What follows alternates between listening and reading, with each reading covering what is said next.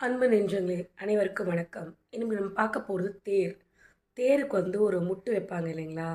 அது முட்டுக்கட்டைன்னு சொல்லுவாங்க. அதை பற்றி பார்க்க போகிறோம். தேர் பார்த்தீங்கன்னா பொதுவாக கோயிலில் இறைவன் அதில் உட்கார வச்சு வடம் பிடிச்சி இழுத்துக்கிட்டு வருவாங்க. அதை ரதம்னு சொல்லுவாங்க. முல்லைக்கு தேர் கொடுத்தான் பாரின்னு இருக்கு. நம்மளை பெரிய சாரதியாக இருக்கிறது நம்ம கண்ணன் அர்ஜுனனுக்கு தேர் ஓட்டினாருன்னு சொல்லுவாங்க. மேலும் பார்த்திங்கன்னா சூரபத்மனுடைய அவருடைய தவத்தில் மெச்சி சிவபெருமான் அவருக்கு இந்திரஜாலம் அப்படின்னு ஒரு தேர் கொடுத்துருக்கிறாரு. இந்த மாதிரி நிறைய கதைகள் இருக்குது. பொதுவாகவே தேர் மரத்தில் செஞ்சுருப்பாங்க. திருவிழா காலங்களில் பார்த்திங்கன்னா அதுக்கு நல்ல எண்ணெய் பூசினோடனே அந்த உருவங்கள்லாம் நல்லா பளிச்சுன்னு இருக்கும். இந்த மரத்தில் ஆனக்கூடிய தேரில் திருவாரூர் தேர் பார்த்திங்கன்னா நம்ம தமிழகத்தில் ரொம்ப பெரிய தேர். ஸ்ரீவில்லிபுத்தூரும் ரொம்ப ரொம்ப சிறப்பான ஒரு தேர். மேலும் பார்த்திங்கன்னா ஒடிசாவில் பூரி ஜெகநாதர் தேரில் தான் வருவார். அதுக்கப்புறம் பார்த்திங்க அப்படின்னாக்கா உண்ணாமுலை அம்மனோட தேரை பெண்கள் சிறப்பாக தனியாக இருக்கக்கூடிய ஒரு சிறப்பான ஒரு விஷயமும் இருக்குது.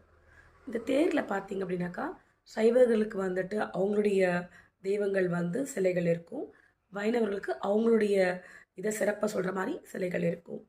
மேலும் தேர் பார்த்திங்கன்னா வட்டமாகவும் இருக்கும், முக்கோணமாக இருக்கும், ஷட்கோணமாக இருக்கும், 6 இருக்கும், 12 இருக்கும், அந்த மாதிரி இருக்கும் தேர்.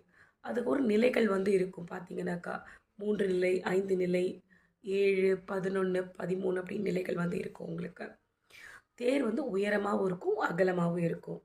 இந்த திருவாரூர் தேர் மாதிரி அசைஞ்சு வர அப்படின்வாங்க. ஏன்னா தேர் அது கொஞ்சம் பொறுமையாக அழகாக வரும்.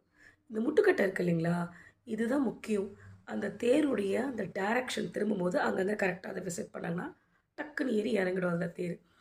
என்ன இவன் பெரிய முட்டுக்கட்டையாக இருக்கான்னு சொல்லுவாங்க இல்லைங்களா. முட்டுக்கட்டைனா அப்படி நிற்கும்.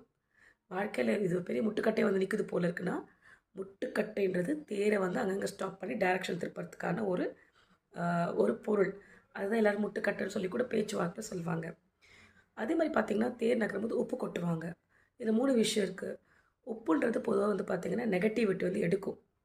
அதனால் தேர் வர வழியில் இறைவன் வரும்பொழுது தூய்மையாக இருக்கணுன்றதுக்காக அதை கொட்டுவாங்க. அதாவது வேண்டிக்கிட்டு கொட்டும் பொழுது அந்த தேர் வேகமாக ஓடாமல் இருக்க அந்த ஃப்ரிக்ஷனுக்காகவும் அந்த சோடியம் போடுற மாதிரி அந்த ஒரு சோடியம் குளோரைட் போடுற மாதிரி இருக்கும். அது உப்பு, கல் உப்பு.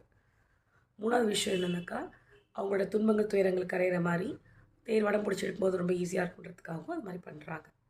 நன்றி, வணக்கம்.